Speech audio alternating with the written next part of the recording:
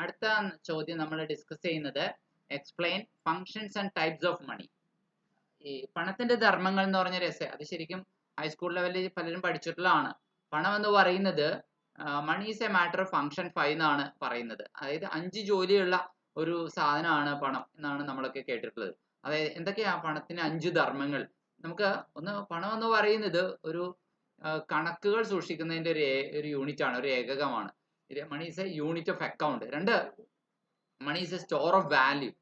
മൂല്യത്തിന്റെ ഒരു സംഭരണം ആണ് കാണിക്കാൻ കഴിയുന്നത് പണത്തിലൂടെയാണ്. നമുക്ക് മൂല്യം എത്രമാത്രം സംഭരിക്കാൻ സാധിച്ചു, എത്രമാത്രം ധനം സ്വത്ത് ആർജിക്കാൻ സാധിച്ചു, അത് പണത്തിന്റെ കണക്കിലൂടെ നമുക്ക് പറയാൻ സാധിക്കുള്ളൂ. Store of value. മൂന്ന്, a standard of deferred payment. ഭാവിയിൽ നമ്മൾ കൊടുത്തു തീർക്കാനുള്ള പണമടവുകളുടെ പേയ്മെന്റുകളുടെ എത്ര പലിശയ്ക്ക് ഭാവിയിലത്തെ മൂല്യത്തിലേക്ക് മാറ്റി കൊടുക്കാൻ സാധിക്കും. 3 മാസങ്ങൾക്കപ്പുറം, അല്ലെങ്കിൽ 1 വർഷത്തിനപ്പുറം, അല്ലെങ്കിൽ 5 വർഷത്തിനപ്പുറം ഇന്നത്തെ 10,000 രൂപ എന്തും എന്താണ് മൂല്യമാറ്റത്തില് അത് കൊടുക്കാൻ സാധിക്കും. ഭാവിയിൽ കൊടുക്കേണ്ട പേയ്മെന്റുകളെ കണക്കാക്കാനായിട്ട് നമുക്ക് തീർച്ചയായിട്ടും പണത്തിന്റെ അളവ് വെച്ചിട്ടേ പറയാൻ സാധിക്കുകയുള്ളൂ. അപ്പോ ഈ പണത്തിന്റെ ഫങ്ഷൻസ് ഇതൊക്കെ തന്നെയാണ്. ഓക്കെ, അപ്പൊ explain the functions of money എന്നുള്ള ചോദ്യം വളരെ പ്രസക്തമാണ്. ഫങ്ഷൻസ് ഓഫ് മണി അല്ലെങ്കിൽ ടൈപ്സ് ഓഫ് മണി, ഇങ്ങനെ 2 ചോദ്യങ്ങൾ ചേർത്താണ് ഈ ചോദ്യം. നമുക്ക് ഫങ്ഷൻസ് ഓഫ് മണിയിൽ ആദ്യത്തേത് യൂണിറ്റ് ഓഫ് അക്കൗണ്ട് ആണ്. അതായത് കണക്ക് സൂക്ഷിപ്പിന്റെ ഒരു ഏകകമാണ്, ഒരു അളവുകോലാണ്. Due to its use and medium of exchange for both buying and selling, വാങ്ങാനും വിൽക്കാനും പണത്തെ ഉപയോഗിക്കുന്നത് കൊണ്ട്, and its use to assign prices to all kinds of other goods, മറ്റെല്ലാത്തരം സാധനങ്ങൾക്കും വിലകളും സേവനങ്ങൾക്കും ഒക്കെ വിലകൾ നൽകുന്നുണ്ട്. Money can be used to keep track on the money gained or money lost. നമുക്ക് എത്ര പണം നേടാൻ കഴിഞ്ഞ്, എത്ര പണം നഷ്ടപ്പെട്ട്, അല്ലെ, ഇപ്പൊ മൾട്ടിപ്പിൾസ് ഓഫ് ട്രാൻസാക്ഷൻസ് നടത്തുമ്പോൾ എന്ന് കമ്പയർ ചെയ്യാനായിട്ടും, അതുപോലെ തന്നെ പല ക്വാണ്ടിറ്റീസിന്റെ കോമ്പിനേഷൻസ് നമുക്ക് കണക്കാക്കാനായിട്ടും പറ്റുന്നു എന്നുള്ളതാണ്. മാത്തമെറ്റിക്കലായിട്ട് നമുക്ക് കണക്ക് കൂട്ടാൻ പറ്റുന്നു എന്നുള്ളതാണ്. This makes things such as accounting. അതുകൊണ്ടല്ലേ നമുക്ക് അക്കൗണ്ടിങ് പോലുള്ള കാര്യങ്ങൾ പണത്തിന്റെ അടിസ്ഥാനത്തിൽ നമുക്ക് എഴുതി സൂക്ഷിക്കാൻ കഴിയുന്നത്. So such as accounting for profit and loss of business, balancing budget, അല്ലെ, അല്ലെങ്കിൽ പൈസയുടെ ഒരു വർഷത്തെ ബജറ്റ് ബാലൻസ് ചെയ്യാനായിട്ട്, അല്ലെ, അതുപോലെ തന്നെ കമ്പനിയുടെ ബാലൻസ് ഷീറ്റ് പ്രിപ്പയർ ചെയ്യാനായിട്ട് ഇതൊക്കെ സാധിക്കുന്നത്. അതുപോലെ തന്നെ പണത്തിന്റെ രണ്ടാമത്തെ ധർമ്മമാണ് store of value. Because money's usefulness as a medium of exchange. ഒരു വിനിമയ മാധ്യമം എന്ന നിലയിൽ പണത്തിന്റെ പ്രയോജനക്ഷമത ട്രാൻസാക്ഷനുകളിലുണ്ട്. ഇൻഹറന്റ്ലി ഫ്യൂച്ചർ ഓറിയന്റഡ്, അത് എപ്പോഴും ഭാവിയെ നോക്കി കണ്ടുകൊണ്ടായിരിക്കാം അത് നമ്മൾ തയ്യാറാക്കുക. It provides a means store value obtained through current production.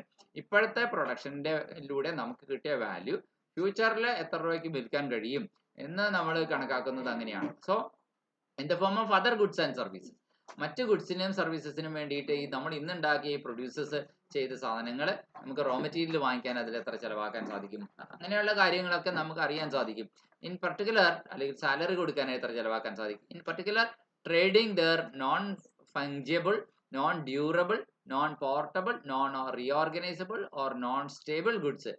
പലതരത്തിലുള്ള സാധനങ്ങൾ കൈകാര്യം ചെയ്യാനായിട്ട് അവയുമായിട്ടുള്ള വിനിമയത്തിന് പണം സാധ്യമാണ്. ചില കേടായി പോകുന്ന സാധനങ്ങളുണ്ട്, അല്ലെ, നോൺ ഡ്യൂറബിൾ ആയിട്ടുള്ള സാധനങ്ങൾ, പെരിഷബിൾ എന്നും പറയാം, അല്ലെ. ചിലത് ചെറുതായിട്ട് കൊണ്ടു നടക്കാൻ പറ്റുന്നവയെ പോർട്ടബിൾ, കൊണ്ടു നടക്കാൻ പറ്റാത്ത വലിയ ലാൻഡ് ബിൽഡിംഗ് പോലുള്ളവയെ, അവയുടെ ട്രാൻസാക്ഷൻ നമുക്ക് പണം തന്നെയാണ് വേണ്ടത്.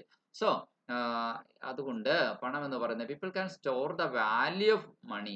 പണത്തിനകത്ത് മൂല്യത്തെ ശേഖരിച്ചു വെക്കാൻ കഴിയും. എന്തിനു വേണ്ടിയിട്ട്? For making the future transactions. പല സ്ഥലങ്ങളിലും പല സമയത്തുമായിട്ട് ഫ്യൂച്ചർ ട്രാൻസാക്ഷൻസ് നടത്താൻ വേണ്ടി. This facilitates saving for the future. ഭാവിയിലേക്ക് വേണ്ടി പണം സമ്പാദിച്ചു വെക്കുക എന്നുള്ളതാണ്, സ്റ്റോർ ചെയ്ത് വെക്കുക എന്നുള്ള സാധ്യം. മൂല്യത്തെ സംഭരിച്ചു വയ്ക്കാൻ കഴിയുന്നു. അത് പണത്തിന്റെ അടിസ്ഥാനത്തിൽ മാത്രമേ സാധ്യമാകൂ. പണത്തിന്റെ ഒരു ഫംഗ്ഷനാണ്. ഒപ്പം തന്നെ നമുക്ക് പറയാവുന്ന മറ്റൊരു കാര്യമാണ് money is a standard of deferred payment. ഭാവിയിലേക്ക് ഉള്ള കൊടുക്കൽ വാങ്ങലുകൾക്ക് വേണ്ടിയിട്ടുള്ള ഒരു സ്റ്റാൻഡേർഡ് യൂണിറ്റ് ആണ് പണം എന്ന് നമുക്ക് പറയാൻ സാധിക്കും. അതായത് to the extent that money is accepted as a general medium. പണം എന്ന് പറയുന്നത് ഒരു പൊതുമാധ്യമമായി സ്വീകരിച്ചിരിക്കുന്നതുകൊണ്ടാണ്. എക്സ്ചേഞ്ചിനും സർവീസിനും ഗുഡ്സിന്റെയും ഒക്കെ അത് സ്റ്റോർ ചെയ്യാൻ സാധിക്കുന്നത് കൊണ്ട്. It can be used to transfer value for exchange use. Exchange യൂസിന് വേണ്ടിയിട്ട് വാല്യൂ ട്രാൻസ്ഫർ നടത്താനായിട്ടും പണം സാധിക്കുന്നു. At different times. ഇപ്പോഴത്തെ ട്രാൻസാക്ഷൻ മാത്രമല്ല, ഫ്യൂച്ചറിൽ 1 കൊല്ലം കഴിഞ്ഞുള്ള ട്രാൻസാക്ഷൻ വേണ്ടിയിട്ട് നമുക്ക് മണി സ്റ്റോർ ചെയ്യാൻ സാധിക്കുന്നു എന്നുള്ളതാണ് അതിന്റെ മറ്റൊരു പ്രത്യേകത. Between people through the tools of credit and debt, അതുപോലെ തന്നെ വായ്പ, കടം എന്നിങ്ങനെയുള്ള ടൂൾസ് ഉപയോഗിച്ചുകൊണ്ട് ഫ്യൂച്ചറിലേക്ക് വേണ്ടിയിട്ടുള്ള ട്രാൻസാക്ഷൻ പണം നമുക്ക് സംഭരിച്ചു വയ്ക്കാൻ കഴിയുന്നു. One person can loan a quantity of money to another for a period of time. ഒരാൾക്ക് ഒരു വായ്പയായിട്ട് പണം കൊടുക്കാൻ സാധിക്കും മറ്റൊരു ഭാവി കാലത്തേക്ക് വേണ്ടിയിട്ട്. എന്നിട്ട് ഭാവിയിൽ അത് തിരികെ കിട്ടണമെന്ന് കരാറുണ്ടാക്കാൻ സാധിക്കും. Agreed upon quantity of money that at a future ഡേറ്റിൽ അതിൽ എത്ര വർധനവോടുകൂടി അത് തിരിച്ചു തരണമെന്നൊക്കെ, പലിശയോടുകൂടി തിരിച്ചു തരണമെന്നൊക്കെ ഒരു എഗ്രിമെന്റ് ഉണ്ടാക്കി. അങ്ങനെയുള്ള ട്രാൻസാക്ഷൻസ് പോസിബിൾ ആക്കുന്നത് പണത്തിന് ഇങ്ങനെ ഭാവി പേയ്മെന്റുകൾ നടത്താൻ വേണ്ടിയിട്ട് ഉള്ള ഒരു കണക്ക് കൂട്ടലിന് പോസിബിലിറ്റി ഉള്ളത് കൊണ്ടാണ്. Stored value represented by the loaned money. അങ്ങനെ വായ്പയായി കൊടുത്തിരിക്കുന്ന പണത്തിന്റെ സ്റ്റോർഡ് വാല്യൂ എന്തിനെയാണ് പ്രതിനിധീകരിക്കുന്നത്? Is transferred from the lender to the borrower. ലെൻഡറിൽ നിന്ന് ബോറോവറിലേക്കാണ് in exchange for an agreed quantity of stored value in ഫ്യൂച്ചറിലെ സ്റ്റോർഡ് വാല്യൂവിന്റെ ഒരു എഗ്രീഡ് ക്വാണ്ടിറ്റി പകരം കൊടുക്കാം എന്നുള്ള ഉടമ്പടിയിന്മേലാണ് കടം വാങ്ങുന്നവൻ, കടം കൊടുക്കുന്നയാൾക്ക് എന്താണ് ഒരു ഉറപ്പ് കൊടുക്കുന്നത്. The borrower can then use and enjoy the value of the money in present terms. പണത്തിന്റെ ഇപ്പോഴത്തെ മൂല്യത്തിൽ നമുക്ക് കടം വാങ്ങുന്നയാൾക്ക് ആ പണം പരമാവധി ഗുഡ്സോ സർവീസസോ ഒക്കെ വാങ്ങാൻ വേണ്ടിയിട്ട് വിനിയോഗിക്കാൻ സാധിക്കും, യൂട്ടിലൈസ് ചെയ്യാൻ സാധിക്കും. And they can purchase in exchange four repayment four payment at later date. ഇപ്പൊ സാധനങ്ങൾ വാങ്ങിക്കുക, എന്താണ് അതിന്റെ പൈസ ഭാവിയിൽ തിരിച്ചു കൊടുക്കാമെന്നുള്ള ഉറപ്പിന്മേൽ, പ്രതീക്ഷയിൽ. The lender in effect is able to loan the current use. Okay, ഇപ്പോ തനിക്ക് പണത്തിന് ആവശ്യമില്ല, ആ പൈസ ഭാവിയിലേക്ക് അത് വേറൊരാൾക്ക് കൊടുക്കാനായിട്ട് ലെൻഡർക്കും കഴിയുന്നു എന്നുള്ളത് മറ്റൊരു പ്രത്യേകതയാണ്. അപ്പോൾ ഇനി സ്റ്റാൻഡേർഡ് ഓഫ് ഡെഫേർഡ് പേയ്മെന്റ് ആണ് നമ്മൾ പറഞ്ഞു. ഇനി അതുപോലെ തന്നെ ടൈപ്സ് ഓഫ് മണി കൂടി ഉണ്ട് അല്ലേ. എന്താണ്, പണം പലതരമുണ്ട്. അത് ഏതൊക്കെയാണെന്നാണ്. There are several types of money. Market determined money ഉണ്ട്. അതായത് കമ്പോളം നിശ്ചയിക്കുന്ന പണമാണ് മാർക്കറ്റ് ഡിറ്റർമൈൻഡ് മണി എന്ന് പറയുന്നത്. കമ്പോളം നിശ്ചയിക്കുന്ന പണമാണ് market money. Originates as a feature of a spontaneous order of markets. മാർക്കറ്റിന്റെ ആകസ്മികമായ ക്രമത്തിനനുസരിച്ചാണ് അല്ലെങ്കിൽ മണി അല്ലെങ്കിൽ പണം അതെങ്ങനെയാണ് വിനിയോഗിക്കുക എന്നുള്ളത് തീരുമാനിക്കപ്പെടുന്നത്. Where people trade on goods or services directly. ചിലപ്പോൾ ആൾക്കാർ ഗുഡ്സ് അല്ലെങ്കിൽ സർവീസസ് നേരിട്ട് വിൽപ്പന നടത്തും.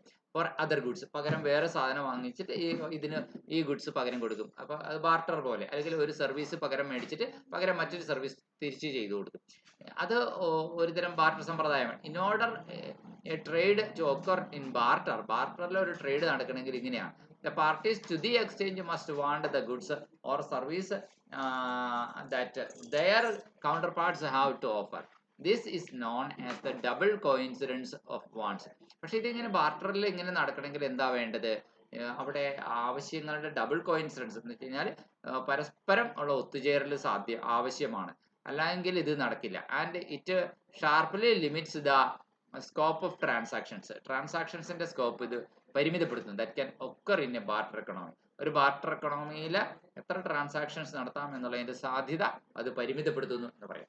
However, എന്തോട്ടെ, certain goods in a barter economy will be generally desired by more people. Barter എക്കണോമിയിലെ ചില സാധനങ്ങൾ കൂടുതൽ ആൾക്കാർ ആഗ്രഹിക്കുന്ന സാധനങ്ങളായിരിക്കാം. Or in trade for whatever they have to offer in barter. ബാർട്ടറിൽ അവർക്ക് തിരികെ കൊടുക്കാനുള്ളത് എന്താണോ അതിനു ആൾക്കാരെ കിട്ടിയേക്കാം. This tend to be goods that have the best combination of 5 properties of money listed above. പണത്തിന് ഉള്ള 5 സവിശേഷതകൾ ഉണ്ടല്ലോ, അതിലെ ബെസ്റ്റ് കോമ്പിനേഷൻ നടക്കുന്ന സാധനങ്ങൾക്ക് മാത്രമാണ് ഇത് പോസിബിൾ ആവുള്ളൂ. ഇപ്പോൾ നെല്ലിന് പകരം പശുവിനെ കൊടുക്കുക എന്ന് പറയുന്നത് ഒരു ബാർട്ടർ സിസ്റ്റമാണ്. അപ്പോൾ അങ്ങനെയാണെങ്കിൽ നെല്ലിനും ധാരാളം ആവശ്യക്കാരുണ്ടാവണം, പശുവിനും ധാരാളം ആവശ്യക്കാരുണ്ടാവണം. അങ്ങനെയുള്ള ഒരു കാർഷിക സമ്പദ് വ്യവസ്ഥയിൽ ചിലപ്പോൾ അത് അത്ര വിജയകരമായേക്കാം. എന്തായാലും മാർക്കറ്റ് ആണ് പണത്തെ നിശ്ചയിക്കുന്നത് എന്നതാണ് മാർക്കറ്റ് ഡിറ്റർമൈൻഡ് മണി എന്ന കോൺസെപ്റ്റിന്റെ പിന്നിൽ ഉള്ളത്. ഇനി നമുക്ക് ലീഗൽ ടെൻഡർ മണി എന്ന് പറയുന്ന ഒരു മണിയാണ് മറ്റൊന്ന് ഉള്ളത്. ലീഗൽ ടെൻഡർ മണി എന്ന് പറയുന്നത് നമ്മുടെ റിസർവ് ബാങ്ക് നമുക്ക് നൽകുന്ന പണം എന്ന് പറയുന്നത് ഒരു ലീഗൽ ടെൻഡർ ആണ് അല്ലെ. അത് റിസർവ് ബാങ്കിന്റെ ഗവർണർ എഴുതി ഒപ്പുവെച്ചേക്കണം. ഈ കടലാസ് കഷ്ണം കൈവശം വെക്കുന്ന ആൾക്ക് ഞാൻ ഇത്ര രൂപയുടെ ഗ്യാരണ്ടി ഉറപ്പ് നൽകുന്നു, അതിനുള്ള മൂല്യം നിങ്ങൾക്ക് കിട്ടുമെന്ന് ഉറപ്പ് നൽകുന്നു. നിയമപരമായിട്ട് ഗവൺമെന്റ് എസ്റ്റാബ്ലിഷ് ചെയ്യുന്ന പണമാണ് ലീഗൽ ടെൻഡർ മണി എന്ന്. അപ്പോൾ ടൈപ്സ് ഓഫ് മണിയിൽ മാർക്കറ്റ് ഡിറ്റർമൈൻഡ് മണി അതൊരു വശത്ത്, ബാർട്ടറിന്റെ പോലുള്ള കാര്യങ്ങൾ പറയുന്നു. അപ്പൊ തന്നെ ലീഗൽ ടെൻഡർ മണിയാണ് മറ്റൊരു തരം മണി എന്ന് നമുക്കിവിടെ പറയാൻ സാധിക്കും, നമ്മുടെ ടെക്സ്റ്റിൽ പറഞ്ഞിരിക്കുന്നത്. അപ്പൊ ഇത്തരത്തിലുള്ള കാര്യങ്ങളാണ് ഈ നമുക്ക് ഈ ടോപ്പിക്കുമായി ബന്ധപ്പെട്ട് ക്രിപ്റ്റോ കറൻസി പോലുള്ള കറൻസികൾ ഈ അടുത്ത കാലത്ത് വന്നിട്ടുണ്ട് എന്നതും ഒരു പ്രത്യേകതയാണ്. അതും പുതിയ കാലഘട്ടത്തിന്റെ പ്രത്യേകിച്ച് ഫസ്റ്റ് അത് ഒറിജിനേറ്റ് ചെയ്യുന്നത് ഏത് അക്കൗണ്ട് ആണോ അതിൽ നിന്ന് വാല്യൂ യൂസേഴ്സിന് കൊടുക്കുകയും അതിന് കോമ്പൻസേഷൻ കിട്ടുകയും ചെയ്യുന്ന രീതിയിലുള്ള ക്രിപ്റ്റോ കറൻസി ബ്ലോക്ക് ചെയിൻ ട്രാൻസാക്ഷനുകൾ ഒക്കെ നിലവിൽ വന്നു കഴിഞ്ഞിട്ടുണ്ട് എന്നുള്ളതാണ് മറ്റൊരു പ്രത്യേകതയായിട്ട് പറയണം.